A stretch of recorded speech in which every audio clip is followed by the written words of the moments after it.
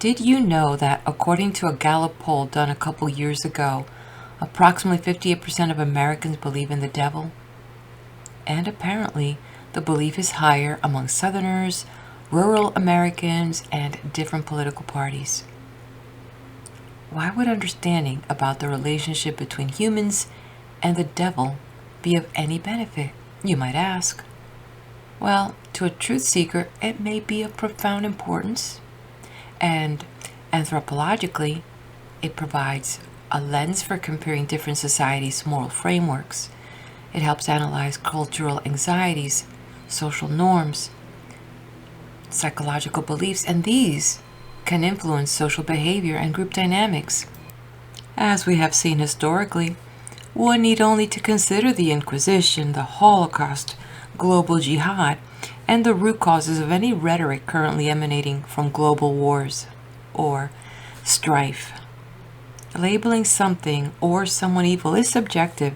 Take, for instance, in the mid-1980s, the President of the United States, Ronald Reagan, called the USSR the evil empire. It means the betrayal of our past, the squandering of our freedom. So I urge you to speak out against those who would place the United States in a position of military and moral inferiority. I urge you to beware the temptation of pride, the temptation of blithely declaring yourselves above it all and label both sides equally at fault, to ignore the facts of history and the aggressive impulses of an evil empire, to simply call the arms race a giant misunderstanding, and thereby remove yourself from the struggle between right and wrong and good and evil. While the de facto leader of Iran, the Ayatollah Khomeini, called the United States the Great Satan. And this was echoed a year later by Israel leader Netanyahu, which then actually said and confirmed not the United States was the Great Satan, but that they were the little Satan. Israel and the United States share common values, that we defend common interests, that we face common enemies. Iran's leaders know that too. You know, for them, you're the great Satan, we're the little Satan. For them, we are you and you are us. And you know something, Mr. President? At least on this last point, I think they're right. From those remarks, it seems that hell and Satan, or the devil, have pretty much rule all over this area. And you know what? It seems that the devil himself has its political usefulness. Welcome, I am Daisy, your hostess. I got to this place because a couple years ago I was seeking the origin of religions, and it has been an interesting ride, which some of it I have been sharing here with you through these books. Some of them are myths, some of them are poetry, and such. In this book titled The History of the Devil and the Idea of Evil, from the earliest times to the present day by Paul Carus, the author attempts to deliver on his title in 20 chapters, which will be covered in several videos as the audible text is over 12 hours long. So if you just found me at this video, please make sure to hit the like button and subscribe to the channel to be notified of future videos. Mind you, this is an eclectic channel, so there'll be other things that you'll get notified about. So you may want to go to settings and set how you want to receive those notifications. And to my family, friends, and subscribers, let me welcome you back. Thank you for your comments, your likes, and support. It means the world to me. Before I get into the book, I want to talk a bit more about this topic, as I've learned that the concept of a devil is not exclusively religious, as it appears in secular contexts such as philosophy, psychology, and literature, but its origin was preceded by something else. And it makes sense if we stop to think of it. It came through the concept of evil. And it's quite conceivable, simply by watching our own behavior, that early humans could have been observing and categorizing things that cause pain, fear, or death, and they distinguished them from things that were beneficial to them. Scholars say that the earliest recorded concept of evil, introduced in early civilization, can be found in stories like the Babylonian Enuma Elish, which I happen to have here in my playlist. It's a story of creation Make sure you check it out.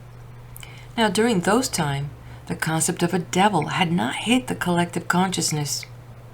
Yet it is said that the devil came alive through the ancient Persian religion of Zoroastrianism, and that was evolved through their idea that there was a cosmic struggle between good and evil forces. And then it was further developed through the influence of Zoroastrianism on Judaism, leading to the development of Satan. One could surmise that the concept of evil began as a way to categorize harmful actions and evolved into complex ideas within religions like dualism, those ideas of good versus evil, and philosophies that define evil as a social construct and define that evil also that would be a rebellion against something that is of divine order, or it could be the absence of good. But that's the angle that philosophy takes. Yet, one may be labeled as evil because one does evil things, and if one does evil things, then one is evil. You see that right there? That statement is pretty problematic because then it traps you into a never-ending loop and cannot be tested or falsified. And that's a dangerous thing in the hands of a collective organized group. I believe and would like to pray that we have evolved to understand evil being a socially created concept that is contextually defined. That is, evil is defined by those who hold power in a particular time and place. And stated in a different way, some would say that evil is man-made. This perspective is not something new. This perspective on evil is rooted in the philosophical writings of Immanuel Kant, which the author will discuss lightly in one of the upcoming chapters. In this video, the author will take us to those early beginnings and discuss good and evil as religious ideas, discuss the devil worship. He will take us to those early days of ancient Egypt, as well as to Accad and the early Semites. So there's a good breakdown, and if you want to learn about this topic, you might find it interesting. Make sure that you leave me your comments, okay? So with that, let's turn the page. The history of the devil and the idea of evil from the earliest times to the present day by Paul Carus. This book is in the public domain. Good and evil as religious ideas.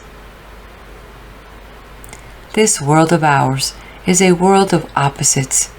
There is light and shade. There is heat and cold. There is good and evil. There is God and the devil. The dualistic conception of nature has been a necessary phase in the evolution of human thought. We find the same views of good and evil spirits prevailing among all the peoples of the earth at the very beginning of that stage of their development which, in the phraseology of Tyler, is commonly called animism. But the principle of unity dominates the development of thought. Man tries to unify his conceptions in a consistent and harmonious monism. Accordingly, while the belief in good spirits tended towards the formation of the doctrine of monotheism, the belief in evil spirits led naturally to the acceptance of a single supreme evil deity, conceived as embodying all that is bad, destructive, and immoral. Monotheism and monodiabolism, both originating simultaneously in the monistic tendencies of man's mental evolution, together constitute a dualism which to many is still the most acceptable world conception. Nevertheless, it is not the final goal of human philosophy. As soon as the thinkers of mankind become aware of the dualism implied in this interpretation of the world, the tendency is again manifested towards a higher conception, which is purely monistic view. Will monism eliminate the idea of the devil in order to make God the one and all? Or will it abolish both God and the devil to leave room only for a world of matter in motion? Will the future of mankind be, as M. Guyot prophesies, a period in which religion will disappear and give way to a religion? Those who do not appreciate the mission of dualism in the evolution of human thought and only know its doctrines to be untenable, naturally expect that the future of mankind will be irreligious. And there are freethinkers who declare that atheism will supersede all the different conceptions of God. But this is not probable. The monistic tendencies of the age will not destroy, but purify and elevate religion. The animism of the savage is a necessary stage of man's mental evolution. It appears as an error to the higher developed man of a half-civilized period, but the error contains a truth which naturally develops into a more perfect conception of the surrounding world. Similarly, the religious ideas of the present time are symbols. Taken in their literal meaning, they are untenable, but understood in their symbolical nature, they are seeds from which a purer conception of the truth will grow. The tendencies of philosophic thought prevailing today lead to a positive conception of the world, which replaces symbols by statements of fact and brings it not a denial of religious allegories, but a deeper and more correct conception.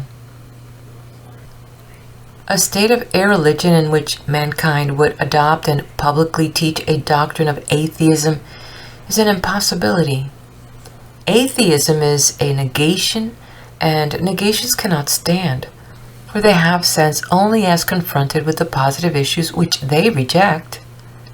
Yet, our present anthropomorphic view of God, briefly called anthropotheism, which as a rule conceives him as an infinitely big individual being, will have to yield to a higher view in which we shall understand that the idea of a personal God is a mere simile.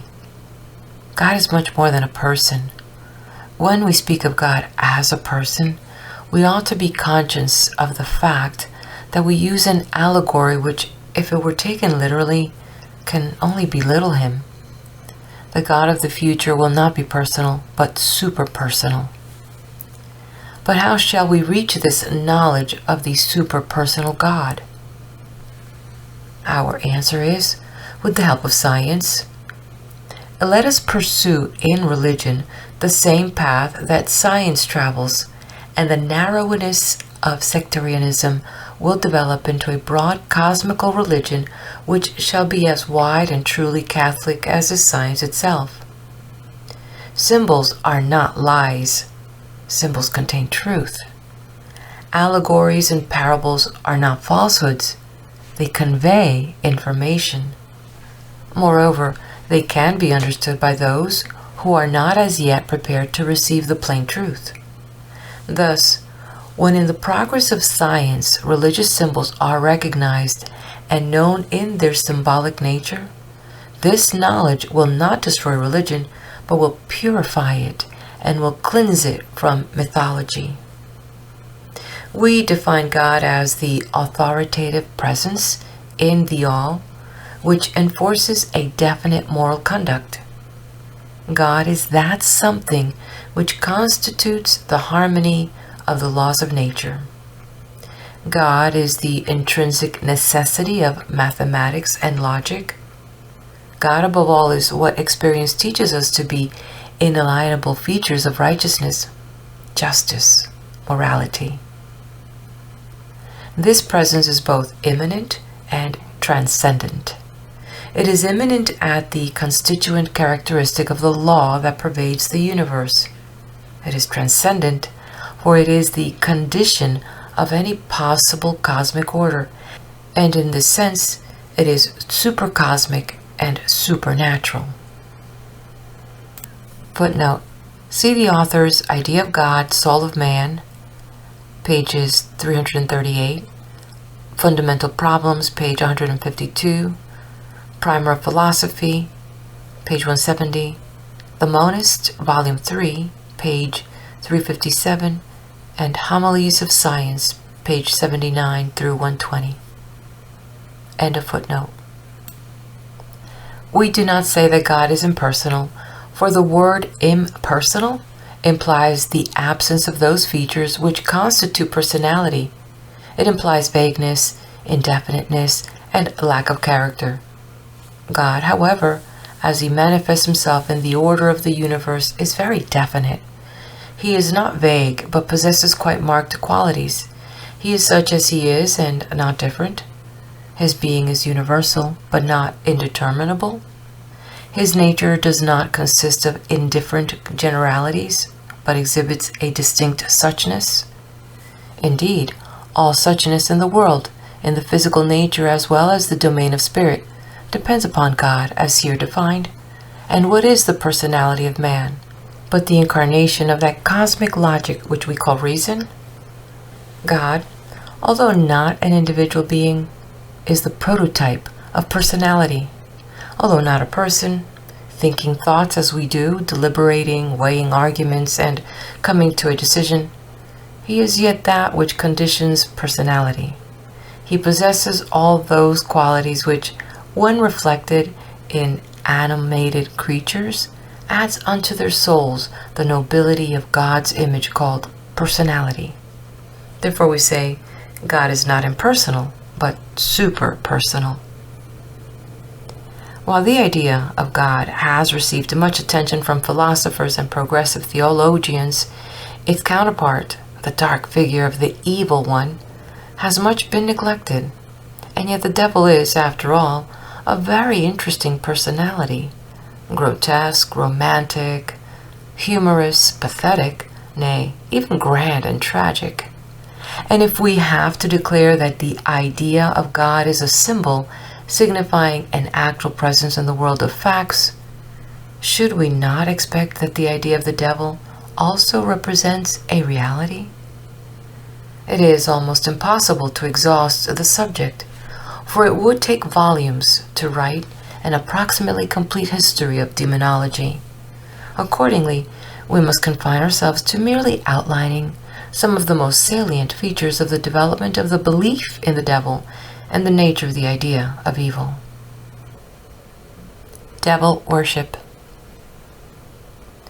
From a surveyal of the accounts gleaned from Waits, Lubbock, and Tyler on the primitive state of religion, the conviction impresses itself upon the student of demonology that devil worship naturally precedes the worship of a benign and morally good deity.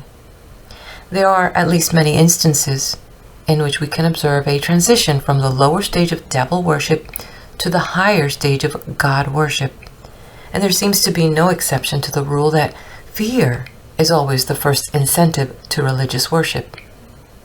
This is the reason why the dark figure of the devil, that is to say, of a powerful evil deity, looms up as the most important personage in the remotest past of almost every faith.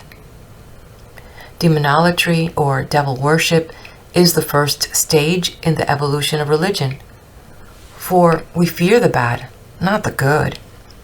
Mr. Herbert Spencer bases religion on the unknown, declaring that the savage worships those powers which he does not understand. In order to give to religion a foundation which even the scientist does not dare to touch, he asserts the existence of an absolute unknowable, and recommends it as the basis of the religion of the future. But facts do not agree with Mr. Spencer's proposition. A German proverb says, "Was ich nicht weiß, macht mich nicht weiß," or, as is sometimes said in English, "What the eyes don't see, the heart doesn't grieve for." What is absolutely unknowable does not concern us, and the savage does not worship the thunder because he does not know what it is, but because he knows enough about the lightning that may strike his hut to be in awe of it. He worships the thunder because he dreads it. He is afraid of it on account of its known and obvious dangers which he is unable to control. Let us hear the men who have carefully collected and sifted the facts. Waits, in speaking in his Anthropology, Volume 3, of the Indians who were not as yet semi-Christianed, states that the Florida tribes are said to have solemnly worshipped the bad spirit Doya, who plagued them with visions, and to have had small regard for the good spirit, who troubled himself little about mankind. And Martius makes this characteristic remark of the rude tribes of Brazil. All Indians have a lively conviction of the power of an evil principle over them. In many, there dawns also a glimpse of the good, but they revere the one less than they fear the other. It might be thought that they hold the good being weaker in relation to the fate of man than the evil. Captain John Smith, the hero of the colonization of Virginia in 1607, describes the worship of Oki, a word which apparently means that which is above our control, as follows. There is yet in Virginia no place discovered to be so savage in which the savages have not a religion. Deer and bow and arrows. All things that were able to do them hurt beyond their prevention, they adore with their kind of divine worship, as the fire, water, lightning, thunder, our ordnance pieces, horses, etc. But their chief god they worship is the devil. Him they call Oki, and serve him more of fear than love. They say they have conference with him and fashion themselves as near to his shape as they can imagine. In their temples they have his image evil, favorably carved, and then painted and adorned with chains, copper, and beads, and covered with a skin in such manner as the deformity may well suit with such a god. In some part of the country they have yearly a sacrifice of children. Such a one was at the Kiyokohanok, come 10 miles from Iam's town, and thus performed. 15 of the properest young boys between 10 and 15 years of age they painted white. Having brought them forth, the people spent the forenoon in dancing and singing about them with rattles. In the afternoon they put those children to the root of a tree. By them all the men stood in a guard, every one having a bastinado in his hand, made of reeds bound together. These made a lane between them all along, through which there were appointed 5 young men to fetch these children. So every one of the 5 went through the guard to fetch a child, each after other by turns, the guard fearlessly beating them with their bastinadoes, and they patiently enduring and receiving all, defending the children with their naked bodies from the unmerciful blows they pay them soundly, though the children escape. All this while women weep and cry out very passionately, providing mats, skins, moss, and dry wood as things fitting their children's funerals. After the children were thus past the guard tore down the tree, branches and boughs, with such violence that they rent the body and made wreaths for their heads, or bedecked their hair with the leaves. What else was done with the children was not seen, but they were all cast on a heap in a valley as dead, where they made a great feast for all the company.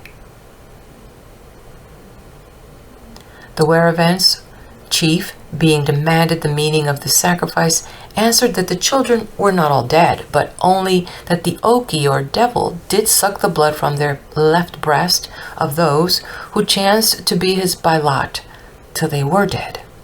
But the rest were kept in the wilderness by the young men till 9 months were expired, during which time they must not converse with any, and of these were made their priests and conjurers. This sacrifice they held to be so necessary that if they should omit it, their Oki or devil and all their other Kiyohoksukis, which are their other gods, would let them have no deer, no turkeys, corn, nor fish, and yet besides, he would make great slaughter among them. To divert them from this blind idolatry, many used their best endeavors, chiefly with the Werawanses of Kiyokohanok, whose devotion, apprehension, and good disposition much exceeded any in those countries. For though he could not as yet prevail withal to forsake his false gods, yet this he did believe, that our God as much exceeded theirs, as our guns did their bows and arrows, and many times did send to the president at Iam's town men with presents, entreating them to pray to his God for rain, for his gods would not send him any. And in this lamentable ignorance do these poor souls sacrifice themselves to the devil, not knowing their Creator. Footnote: See the works of Captain John Smith of Willoughby. Similar practices prevailed among almost all the Indian tribes who inhabited the islands and the two continents of America a few centuries ago.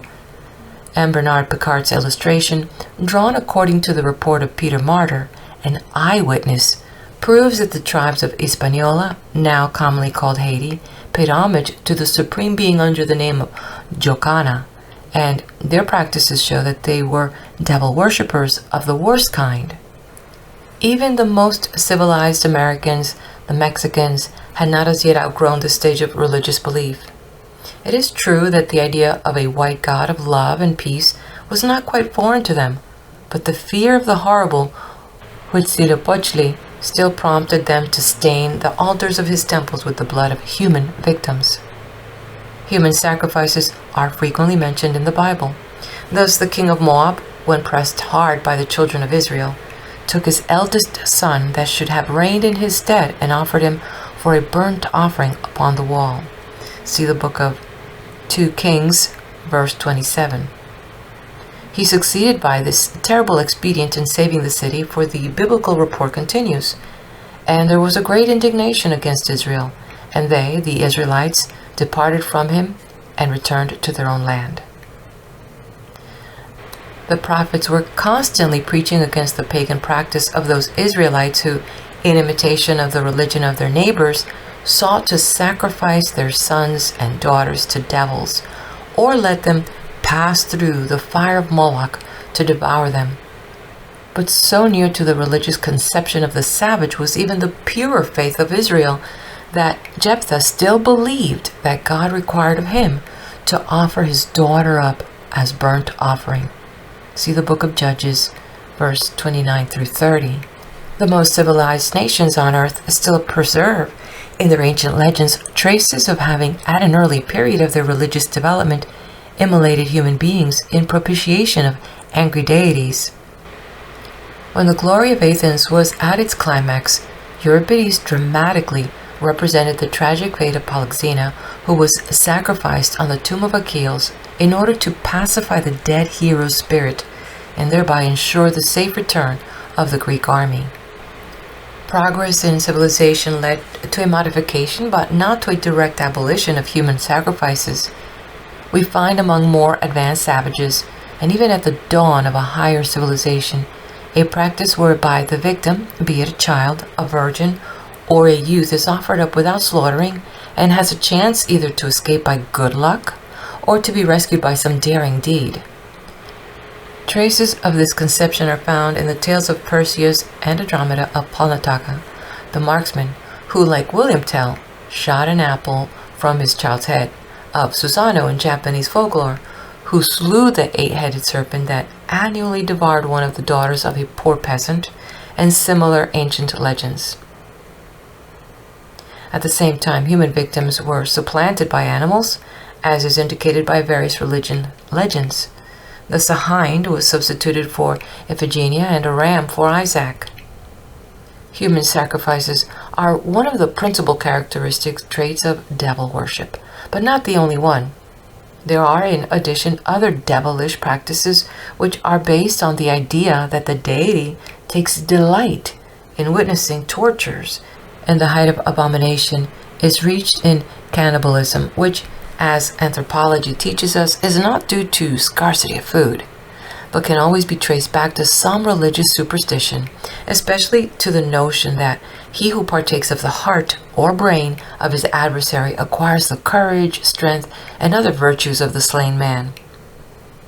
The last remnants of the idea that the wrath of deity must be appeased by blood, and that we acquire spiritual powers by eating the flesh and drinking the blood of the victim, still linger with us today in the medieval interpretations of certain church dogmas, and will only disappear before the searching light of a fearless and consistent religious reformation.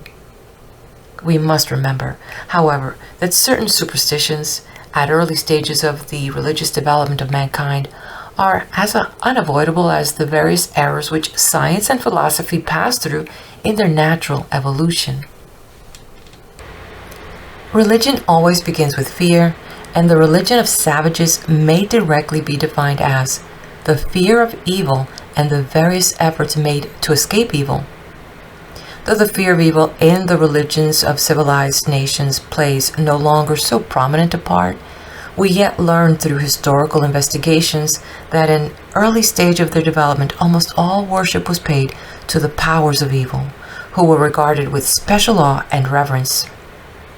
Actual devil worship continues until the positive power of good is recognized and man finds out by experience that the good, although its progress may be ever so slow, is always victorious in the end. It is natural that the power that makes for righteousness is by and by recognized as the supreme ruler of all powers, and then the power of evil ceases to be an object of awe. It is no longer worshipped and not even propitiated, but struggled against, and the confidence prevails of a final victory of justice, right, and truth. Ancient Egypt. Set, or Seth, whom the Greeks called Typhon, the nefarious demon of death and evil in Egyptian mythology, is characterized as a strong god, a Pahoti, whose anger is to be feared. The inscriptions call him the powerful one of Thebes and the ruler of the south. He is conceived as the sun that kills with the arrows of heat.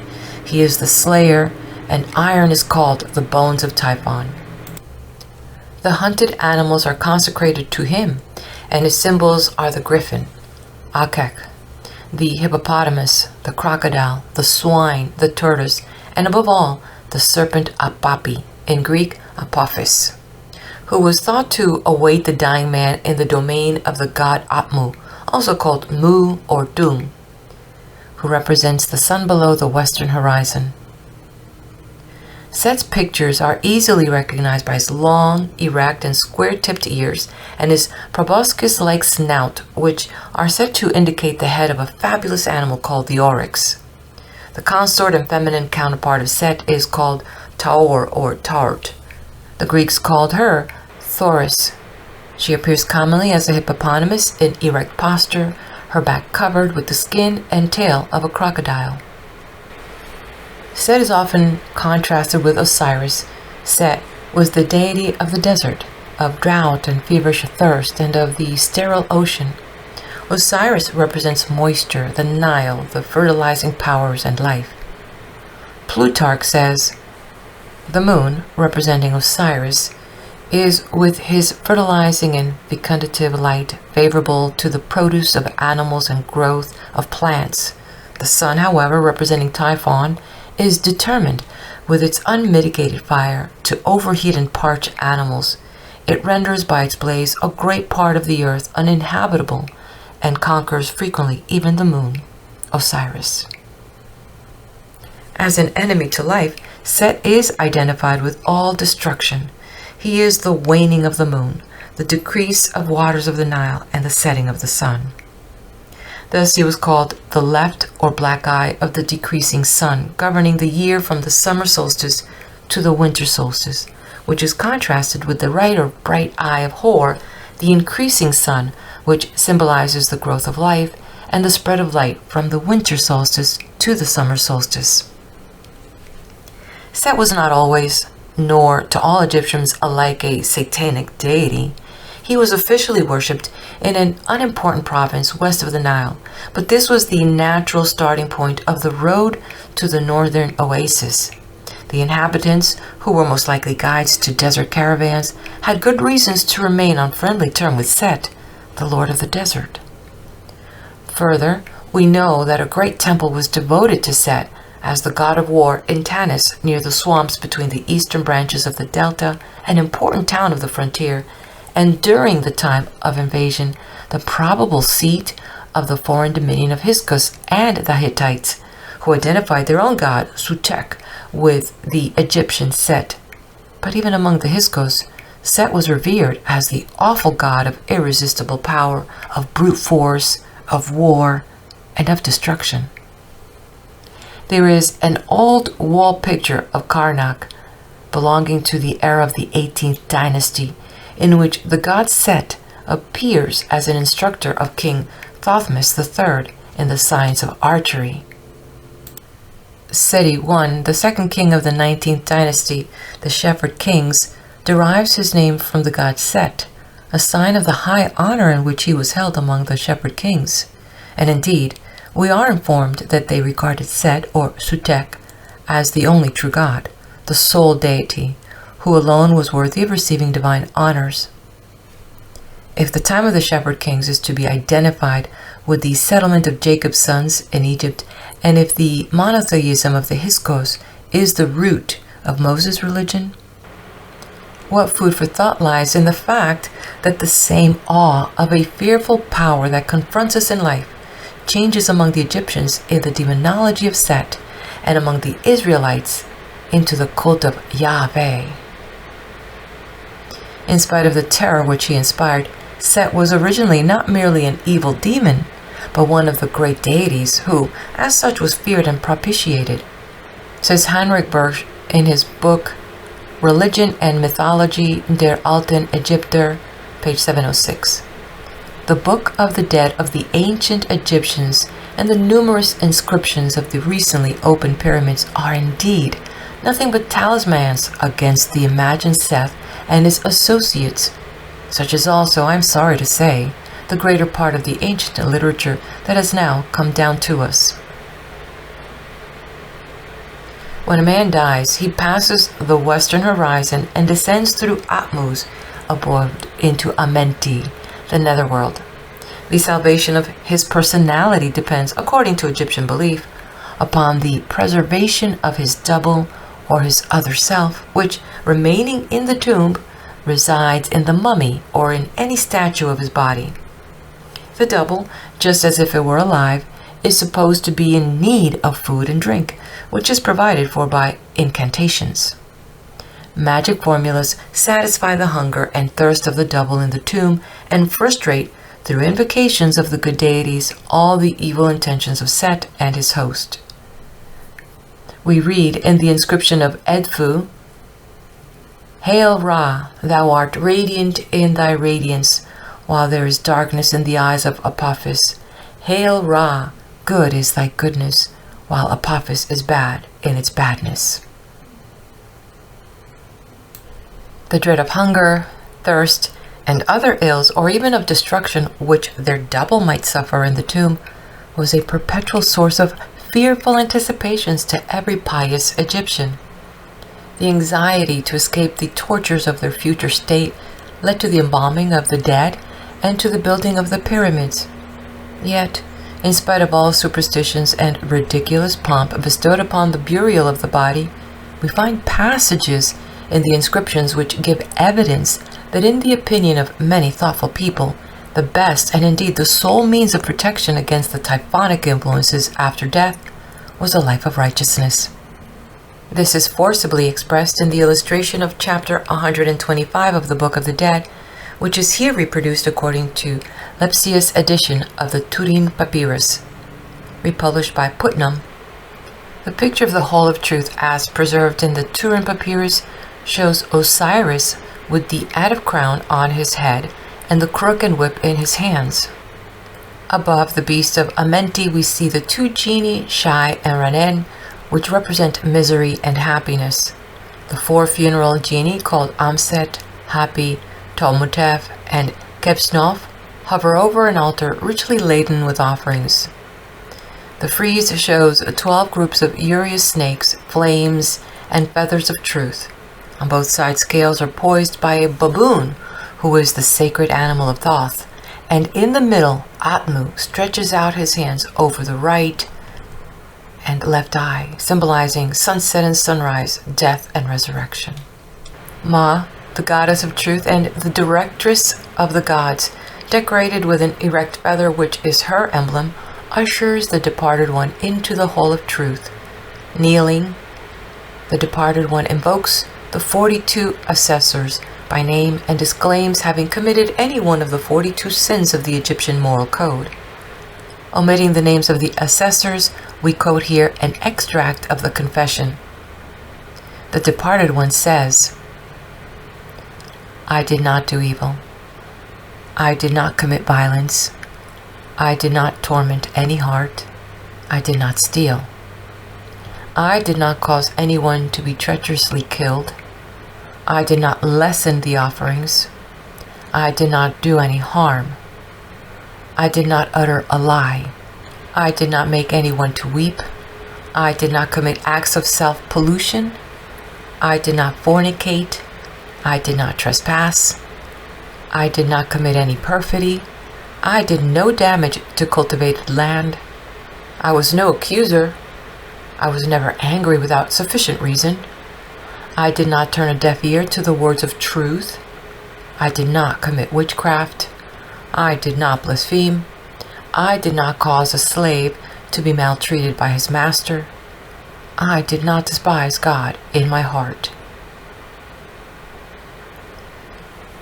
Then the departed one places his heart on the balance of truth, where it is weighed by the hawk-headed whore and jackal-headed Anubis, the director of the weight being shaped in the figure of the goddess of truth. Thoth, the ibis-headed scribe of the gods, reads Hor's report to Osiris, and if it announces that the weight of the heart is equal to truth, Thoth orders it to be placed back into the breast of the departed one, which act indicates his return to life. If the departed one escapes all the dangers that await him in his descent to Amenti, and if the weight of his heart is not found wanting, he is allowed to enter into the boat of the sun, in which he is conducted to the Elysian fields of the blessed. Should the evil deeds of the departed one outweigh his good deeds, he was sentenced to be devoured by Amenti, i.e. the devourer, which is also called the beast of Amenti, or was sent back to the upper world in the shape of a pig. While the double stays in the tomb, the soul, represented as a bird with a human head, soars to heaven, where it becomes one with all the great gods. The liberated soul exclaims, quoted from the articles of the scholar Ermin, I am the god Atum, I who was alone. I am the god Ra at his first appearing. I am the great God who created himself, and created his name, a Lord of the gods who has not his equal. I was yesterday, and I know the tomorrow. The battlefield of the gods was made when I spoke. I come into my home. I come into my native city. I commune daily with my father Atum. My impurities are driven out, and the sin that was in me is conquered. Ye gods above, reach out your hands. I am like you. I have become one of you. I commune daily with my father Atum. End quote. Having become one with the gods, the departed soul suffers the same fate as Osiris. Like him, it is slain by Set, and like Osiris, it is reborn in Hor, who revenges the death of his father. At the same time, the soul is supposed frequently to visit the double of the departed man in the tomb, as depicted in the tomb of the scribe Ani. The abode of bliss, in Egyptian Seknet Anru, also written Alu, as depicted in the Turin papyrus of the Book of the Dead, shows us the departed one with his family, and Thoth, the scribe of the gods, behind them. In the act of sacrificing to 3 gods, the latter being decorated with the feather of truth. He then crosses the water. On the other side, he offers a perfuming pan to his soul, which appears in the shape of a man-headed bird. There are also the 3 mummy-form gods of the horizon, with an altar of offerings before the hawk, symbolizing Ra, the master of heaven.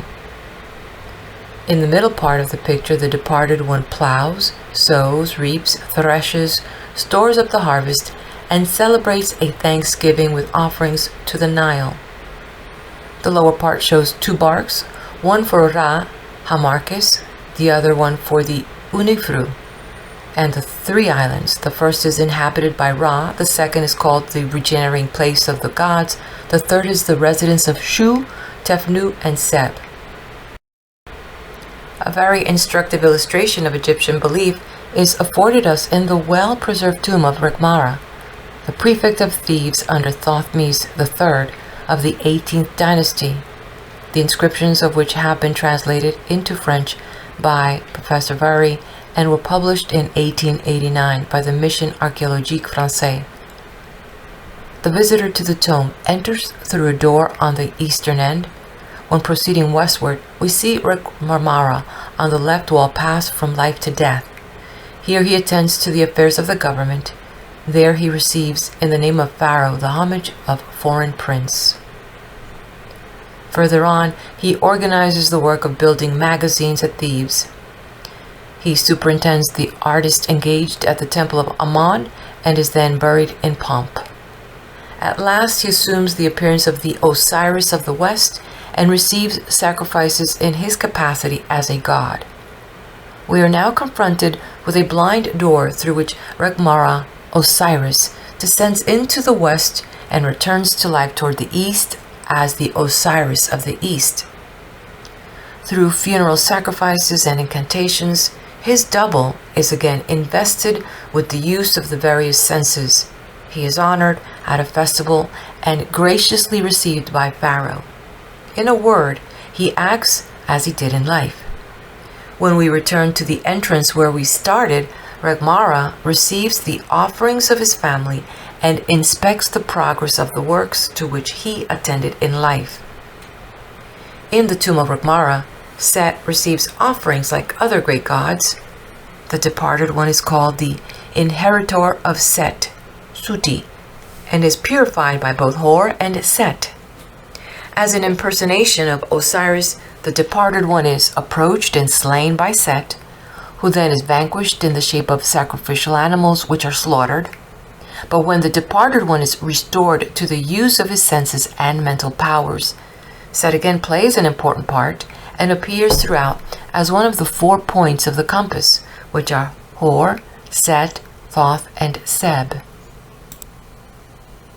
According to the original legend, Set represented the death of the sun, and as a personality, he is described as the murderer of Osiris, who was finally reconciled with Hor. He remained, however, a powerful god and had important functions to perform for the souls of the dead. Above all, he must bind and conquer the serpent Apophis, Apap, as we read in the Book of the Dead. Quote, "They use Set to circumvent it, the serpent. They use him to throw an iron chain around its neck and make it vomit all that it had swallowed." End quote. In the measure that the allegorical meaning of the Osiris legend is obliterated, and that Osiris is conceived as a real person who, as the representative of moral goodness, succumbs in his struggle with evil and dies, but is resurrected in his son Hor, Set is more and more deprived of his divinity and begins to be regarded as an evil demon. The reign of Menkaura, the builder of the third pyramid of Giza, according to Bruch 3633 BC and according to Mariette 4100 BC, must have changed the character of the old Egyptian religion. The prayer to Osiris on his coffin lid, says Rollison, marks a new religious development in the annals of Egypt. The absorption of the justified soul in Osiris, the cardinal doctrine of the ritual of the dead, makes its appearance here for the first time. According to the older canon, Set is always mentioned among the great deities, but later on he is no longer recognized as a god, and his name is replaced by that of some other god.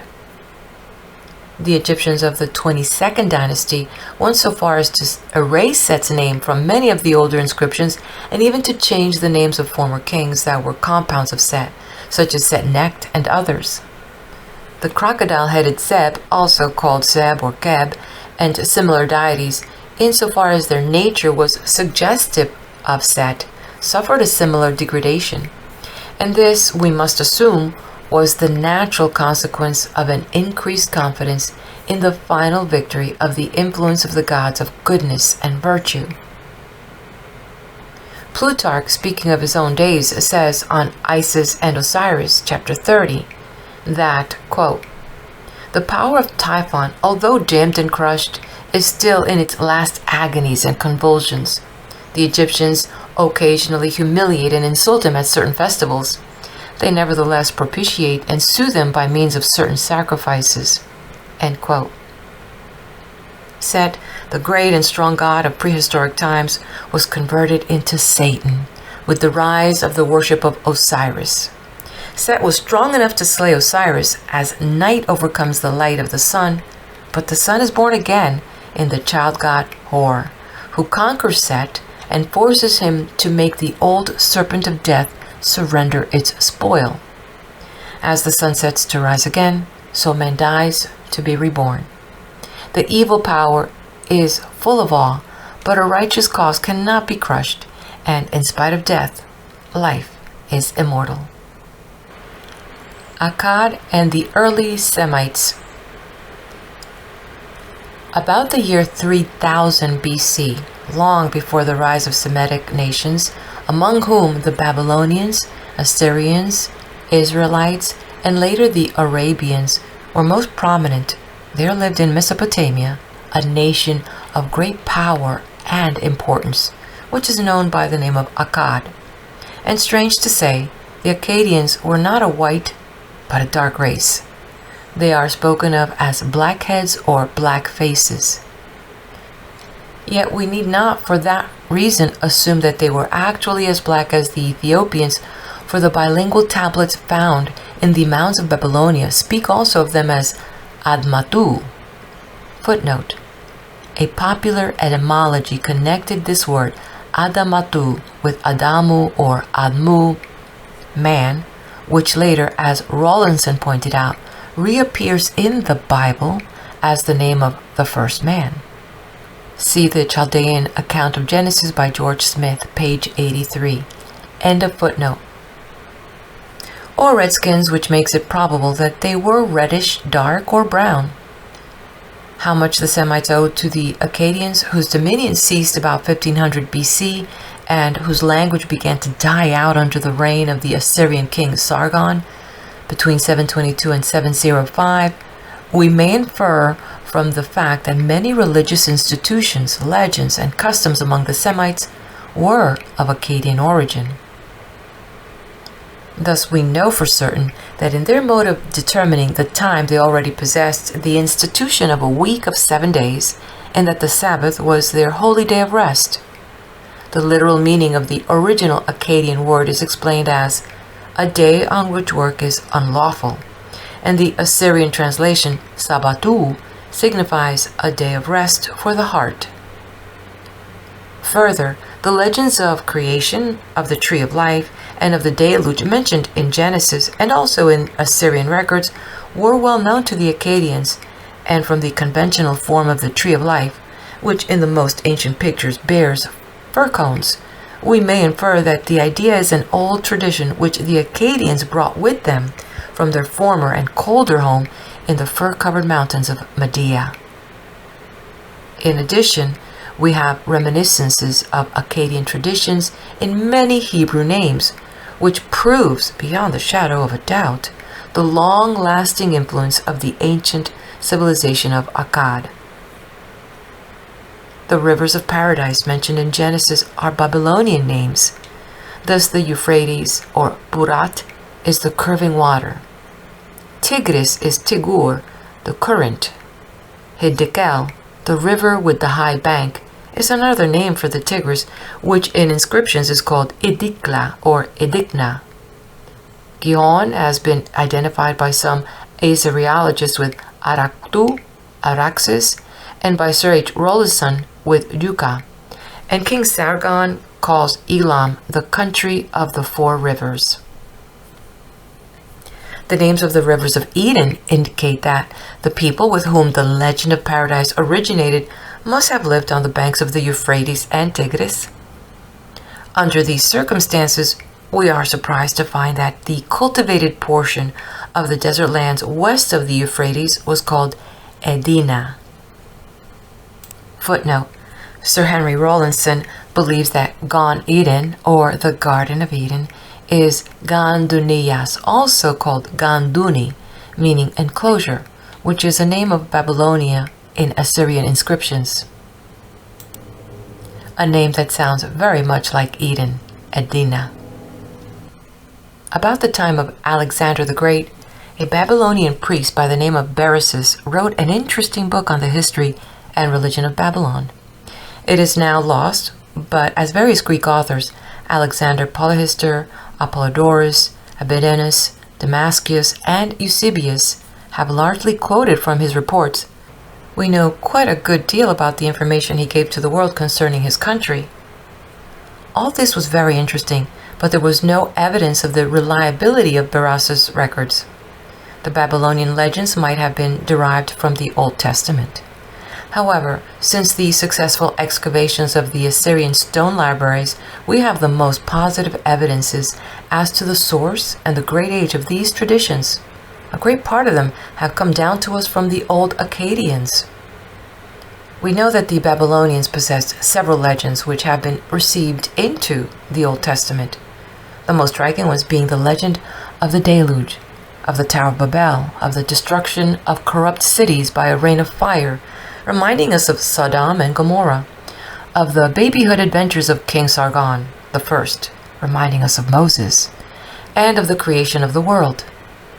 The name of Babel, which is in Assyrian Bab Ilani or Babilu, i.e. the gate of God, is a Semitic translation of the Akkadian Ka Dingiraki, with the same meaning, literally, gate of God, the place. The etymology of the name Babel from Baal, to confound, which is suggested both in the Assyrian account of the story and in Genesis, is one of those popular etymologic errors which are frequently found in ancient authors. In the legend of the destruction of the cities, there occur several names which indicate an Akkadian source. The legend of the deluge agrees in all important details with the analogous story in Genesis. It is the 11th part of a larger epic celebrating Izdubar. Footnote. This is the commonly adopted form of the name, although the proper transcription is Gilgamesh. He is also called Gistubar. The literal meaning of the word is mass of fire. See Lenormant's Historique Ancien de l'Orient, Volume 5, page 199. Izdubar, a sun hero and an Assyrian Hercules who goes through the 12 signs of the zodiac, the 11th being Aquarius, corresponding to the 11th month of the Akkadians called the Rainy. Footnote. Some of the pictures of the zodiac are strikingly like those which modern charts employ, for instance, the centaur and the scorpion, which can be seen on an Assyrian bas-relief in the British Museum reproduced in Lenormant's Histoire d'Ancien de l'Orient, Volume 5, page 180. And a footnote. Who has not yet seen, even in our most modern cathedrals, pictures and statues of the 4 evangelists adorned with the 4 representative beings of the animal creation? Matthew is accompanied by an angel or a winged man, Mark by a lion, Luke by a steer, and St. John by an eagle. The creatures represent the cherubim of the Old Testament, who by the early Christians were conceived as the guardians and heavenly prototypes of the gospel writers. But these symbols are not original with the Jews. They are of a more venerable age than even the Old Testament. We find them on the walls of the ancient royal palaces of Nineveh, and there can be no doubt about it that the Jewish conception of the cherubim is the heirloom of a most hoary antiquity. About Sargon I, king of Accad, who, according to a tablet of King Nabonidus, lived in 3754 BC and built a temple to Samas. Mr. E.A. Wallace Budge says in his book Babylonian Life and History, quote, "A curious legend is extant respecting this king, to the effect that he was born in a city on the banks of the Euphrates, that his mother conceived him in secret and brought him forth in a humble place, that she placed him in an ark of rushes and closed it with pitch, that she cast him upon the river in the watertight ark, that the river carried him along, that he was rescued by a man called Accad, who brought him up to his own trade, and that from this position the goddess Ishtar made him king." End quote. As to the Assyrio-Babylonian origin of these legends, there can be no doubt. The best authorities agree, quote, that Chaldea was the original home of these stories and that the Jews received them originally from the Babylonians. From the Chaldean account of Genesis, page 312, Smith says, end quote. The numerous illustrations that have been found on early Assyrian and Babylonian seals prove, quote, that the legends were well known and formed part of literature of the country before the 2nd millennium BC, end quote. It is probable that all the old Chaldean legends existed in several versions.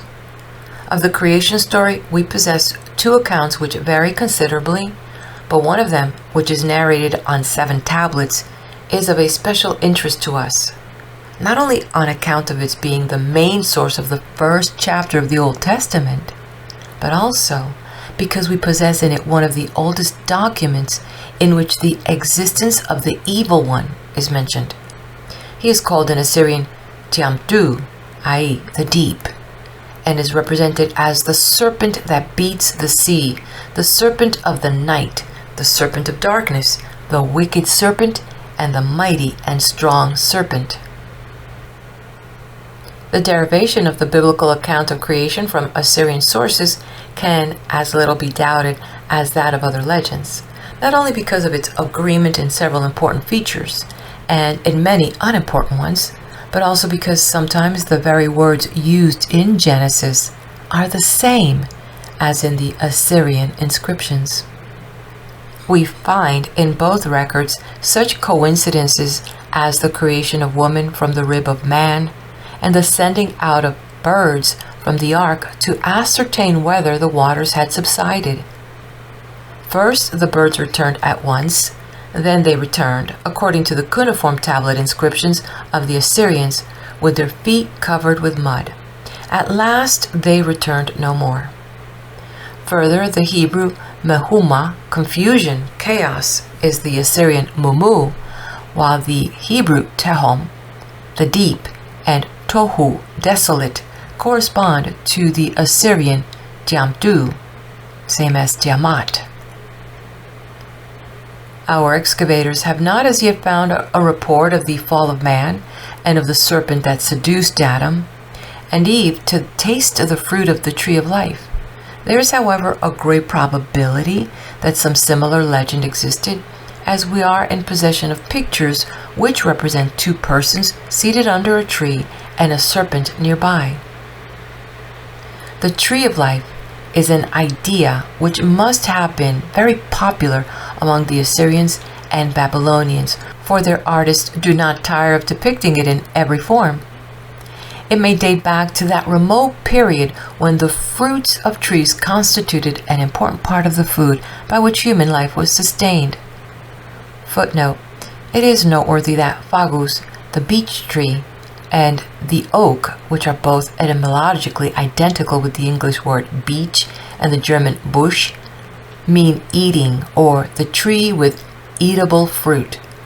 The word acorn, which is not derived from oak, but is connected with acre, the field, means harvest or fruit. It has no connection with the German Ekel, acorn, but it is the same as the German Äcker, which is the name of the beech tree fruit. End footnote. Tiamat is the original watery chaos from which heaven and earth were generated. Babylonian philosophers see in it the mother of the world and the source of all things, while in mythology it appears as the representative of disorder and the mother of the monsters of the deep. After a long struggle, Tiamat was conquered, as we read in the 4th tablet of the creation story by the sun god Belus or Bel-Merodach. The struggle, however, is not finished, for the demon of evil is living still, and Bel has to fight the 7 wicked storm demons who darken the moon. He kills dragons and evil spirits, and the reappearance of divine intelligence in rational creatures is symbolized in the myth that Bel commanded one of the gods to cut off his, i.e. Bel's head, in order to mix the blood with the earth for the procreation of animals which should be able to endure the light. We here reproduce a brief statement of the Babylonian story of creation in which Tiamat plays an important part. Professor Sayce says from Records of the Past New Series, Volume 1, page 128 through 131, quote, "A good deal of the poem consists of the words put into the mouth of the god Merodach, derived possibly from older days. The first tablet or book, however, expresses the cosmological doctrines of the author's own day. It opens before the beginning of time. The expression 'at the time,' answering to the expression 'in the beginning' of Genesis, the heavens and earth had not yet been created, and since the name was supposed to be the same as the thing named, their names had not as yet been pronounced. A watery chaos alone existed, Mumu Tiamat, the chaos of the deep. Out of the bosom of this chaos proceeded the gods as well as the created world. First came the primeval divinities, Lakmu and Lakamu, words of unknown meaning, and then Ansar and Kisar, the upper and lower firmament. Last of all were born the three supreme gods of the Babylonian faith, Anu, the sky god, Bel or Elil, the lord of the ghost world, and Ea, the god of the river and sea. But before the younger gods could find a suitable habitation for themselves and their creation, it was necessary to destroy the dragon of chaos with all her monstrous offspring. The task was undertaken by the Babylonian sun god Merodach, the son of Ea, Ansar promising him victory, and the other gods providing for him his arms. The second tablet was occupied with an account of the preparations made to ensure the victory of light over darkness and order over anarchy. The third tablet described the success of the god of light over the allies of Tiamat. Light was introduced into the world, and it only remained to destroy Tiamat herself. The combat is described in the fourth tablet, which takes the form of a poem in honor of Merodach and is probably an earlier poem incorporated into his text by the author of the epic. Tiamat was slain and her allies put in bondage, while the books of destiny, which had hitherto been possessed by the older race of gods, were now transferred to the younger deities of the new world. The visible heaven was formed out of the skin of Tiamat and became the outward symbol of Ansar and the habitation of Anu, Bel, and Ea, while the chaotic waters of the dragon became the law-bound sea ruled over by Ea. The heavens having been thus made, the fifth tablet tells us how they were furnished with mansions for the sun and moon and stars, and how the heavenly bodies were bound down by fixed laws that they might regulate the calendar and determine the year. The sixth tablet probably described the creation of the earth as well as of vegetables, birds, and fish. In the seventh tablet, the creation of animals and reptiles was narrated, and doubtless also that of mankind. It will be seen from this that in its main outlines, the Assyrian epic of the creation bears a striking resemblance to the account of it given in the first chapter of Genesis. In each case, the history of the creation is divided into 7 successive acts. In each case, the present world has been preceded by a watery chaos. In fact, the self-same word is used of this chaos in both the biblical and Assyrian accounts, to calm Tiamat, the only difference being that in the Assyrian story, the deep has become a mythological personage, the mother of a chaotic brood. The order of the creation, moreover, agrees in the 2 accounts, First, the light, then the creation of the firmament of heaven, subsequently the appointment of the celestial bodies, for signs and for seasons and for days and years, and next the creation of beasts and creeping things. But the two accounts also differ in some important particulars. In the Assyrian epic, the earth seems not to have been made until after the appointment of the heavenly bodies, instead of before it, as in Genesis. And the seventh day is a day of work instead of rest, while there is nothing corresponding to the statement of Genesis that the Spirit of God moved upon the face of the waters. But the most important difference consists in the interpolation of the struggle between Merodach and the powers of evil, as a consequence of which light was introduced into the universe and the firmament of the heavens was formed. It has long since been noted that the conception of this struggle stands in curious parallelism to the verses of the Apocalypse, Revelation chapter 12, verse 7 through 9. And there was war in heaven. Michael and his angels fought against the dragon. And the dragon fought and his angels, and prevailed not, neither was their place found any more in heaven. And the great dragon was cast out, that old serpent called the devil, and Satan, which deceiveth the whole world. We are also reminded of the words of Isaiah chapter 24, verse 21 through 22. The Lord shall punish the host of the high ones that are on high, and the kings of the earth upon the earth. And they shall be gathered together, as prisoners are gathered in the pit, and shall be shut up in the prison. End quote. The Babylonians worshipped many deities, but their favorite god was Bel, who is frequently identified with Merodach on account of his struggle with Tiamat. Bel Merodach is one of the great trinity of Anu, Ea, and Bel, which on an ancient cylinder is pictured as hovering above the tree of life, before which two human forms, apparently king and queen, are seen in an attitude of adoration. The Babylonian trinity was thought to be male and female, and it is noteworthy that the female representative of this divine father Anu, the god mother Anna, also called Ishtar, was worshipped under the symbol of a dove, which in a pure and nobler form reappears in Christianity as an emblem of most significant spirituality. Bel Merodach is the Christ of the Babylonians, for he is spoken of as the son of the god Ea, the personification of all knowledge and wisdom. Professor Budge says, quote, "The omnipresent and omnipotent Marduk, Merodach, was the god who went before Ea and was the healer and mediator for mankind. He revealed to mankind the knowledge of Ea. In all incantations he is invoked as the god mighty to save against evil and ill." From the book Babylonian Life and History, page 127. The struggle between Bel Merodach and Tiamat was a favorite subject with Assyrian artists.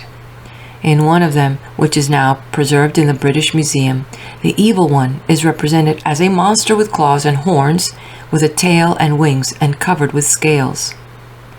Concerning the evil one and hell, as conceived by the Babylonians, Mr. Budge says, from the same book, page 139 through and 140, their Hades was not so very far different from Sheol, or the pit of the Bible, nor the devil much to be distinguished from the Satan we read of.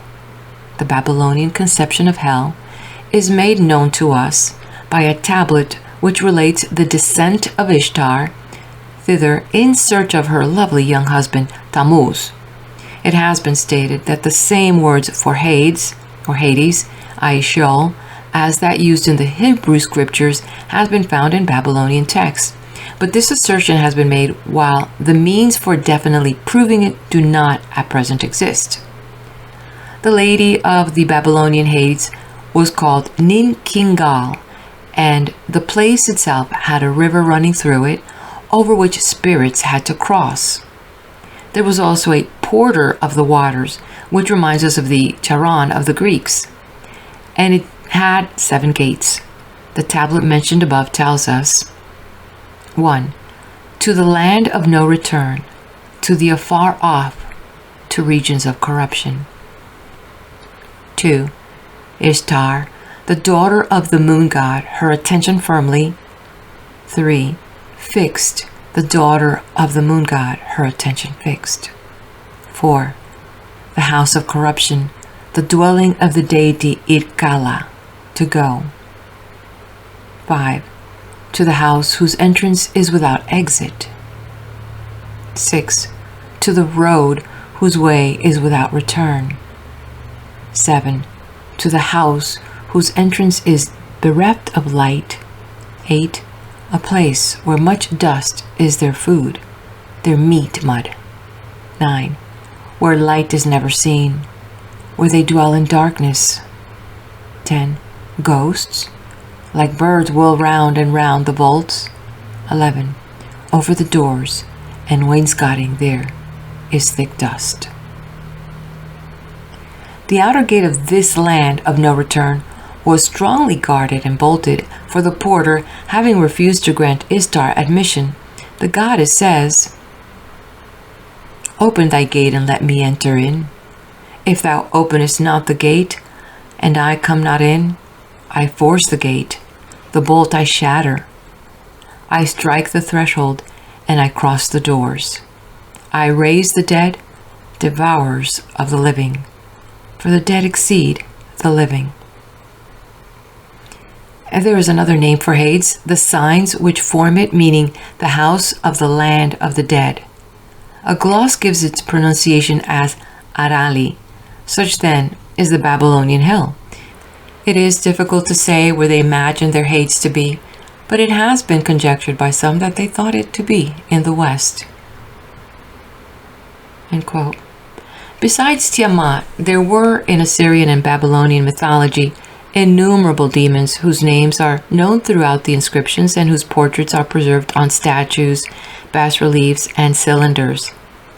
The magic formula which were employed to ward off their influence are always uttered 7 times in the Sumero-Akkadian language, which was deemed more sacred on account of its age, for it had become unintelligible for the common people and remained in use only for liturgic purposes. The Assyrians expected to frighten demons away by showing them their own shape and by exhorting them to destroy themselves mutually in an internecine combat. Lenormand briefly sets forth the demonology of the Assyrians in his book Histoire ancienne de l'Orient, chapter 5, page 494. Quote, In the army of the good, as well as in the army of evil, there obtains a hierarchical system of more or less powerful spirits according to their rank.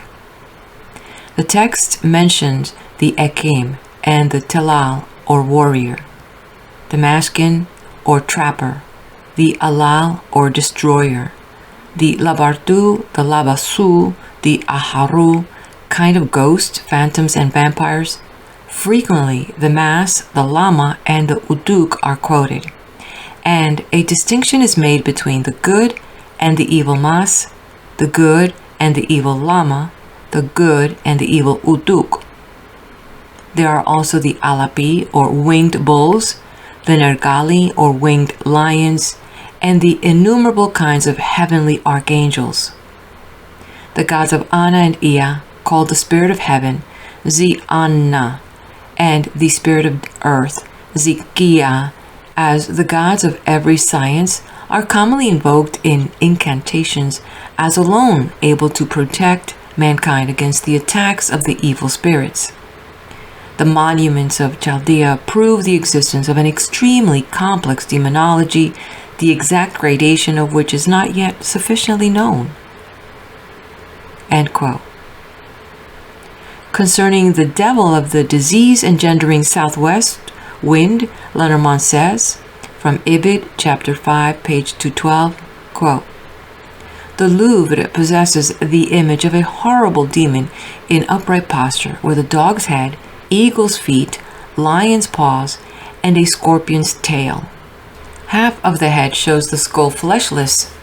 He has 4 spread wings, a ring at the top of the head served to suspend the figure. On the back of the statue is the inscription in Sumero-Akkadian, indicating that it represents the demon of the southwest wind and that it should be placed at the door or window for the sake of warding off his injurious influence. The southwest wind in Chaldea comes from the deserts of Arabia, and its burning breath parches everything, producing the same ravages as the Khamsin in Syria and the Simoon in Africa." End quote. The Nergali are described by the same scholar as follows from the Ibid chapter 5, page 215, quote, "At Kujunjik, in the palace of Azurbanipal, we see in several corners a series of monsters with human bodies, lions' heads, and eagles' feet. They appear in groups of 2, combating one another with daggers and clubs. They too are demons and express in the language of the sculptor the formula so frequently met with in incantation. The evil demons should get out. They should mutually kill one another." There is an ancient bronze tablet which shows the picture of the world in the clutches of the devil. Lenormant, when speaking of the Chaldean conception of hell, alludes to this remarkable piece of antiquity and describes it as follows, quote, "A bronze plate in the collection of M. de Klerk contains in a synoptic world picture a representation of hell, and it is necessary that we here give a description of it. One side of the bronze plate is entirely occupied by a 4-footed monster with 4 wings, standing on eagle's claws. Raising himself on his hind feet, he looks as though he intended to jump over the plate against which he leans. His head reaches over the border as over the top of a wall. The face of the wild and roaring monster towers on the other side of the plate above a picture which is divided into 4 horizontal strips representing the heavens, the earth, and hell. In the top strip, one sees the symbolic representation of the celestial bodies. Underneath appears a series of 7 persons clad in long robes and having heads of a lion, a dog, a bear, a ram, a horse, an eagle, and a serpent. These are the celestial genii, called Igij. The third strip exhibits a funeral scene, which undoubtedly happens on earth. 2 personages dressed in the skin of a fish, after the fashion of the god Anu, are standing at the head and foot of a mummy. Further on, there are 2 genii, one with a lion's head, the other with a jackal's head, who threaten one another with their daggers, and a man seems to flee from this scene of horror. The picture of the 4th strip is bathed in the floods of the ocean, which, according to the traditional mythology of the Chaldeans, reaches underneath the foundations of the earth. An ugly monster, half bestial, half human, with eagle's wings and claws and a tail terminating in a snake's head, stands on the shore of the ocean on which a boat is floating. This is the boat of the deity Elipu, frequently mentioned in the religious texts, and probably the prototype of the boat of Charon in Greek mythology.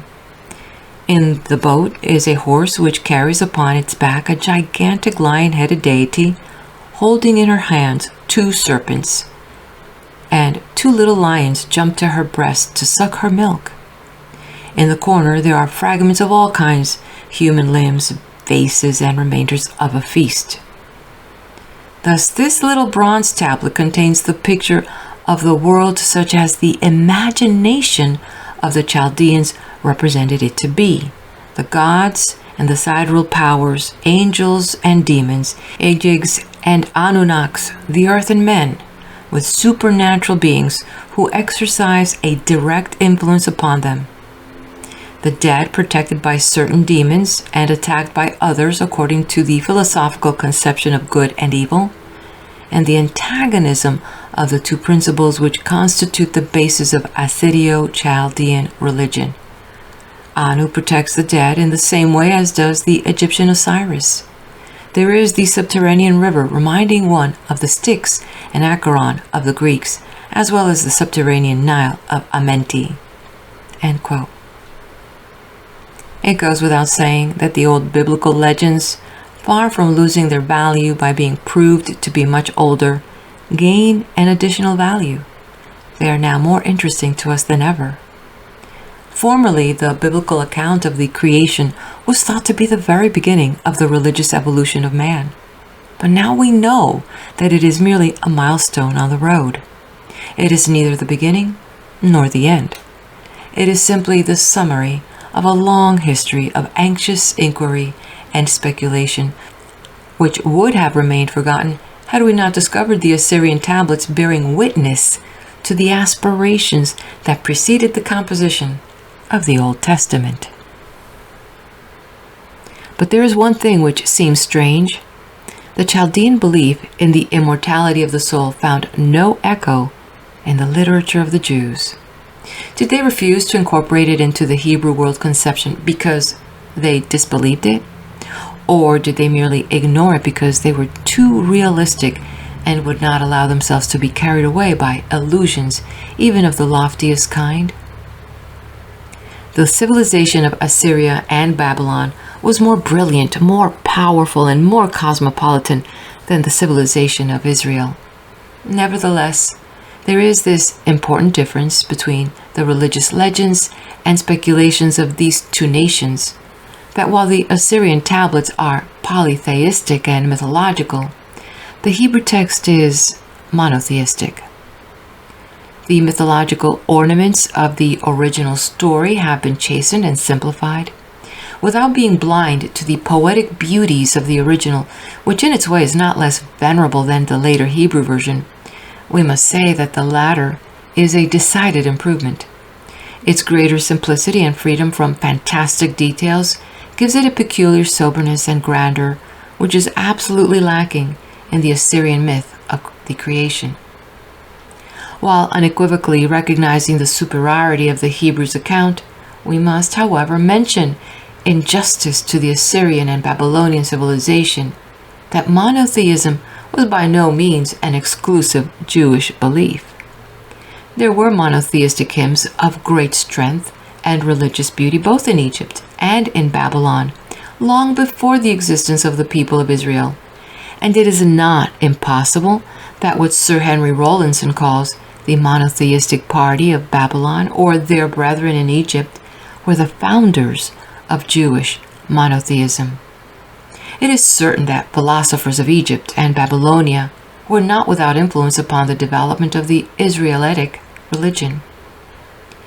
Egyptian and Babylonian monotheists apparently suffered the popular mythology as a symbolical expression of religious truth, while in later periods the religious leaders of the Jews had no patience with idolaters and, becoming intolerant of polytheism, succeeded in blotting out from their sacred literature the popular superstitions of their times.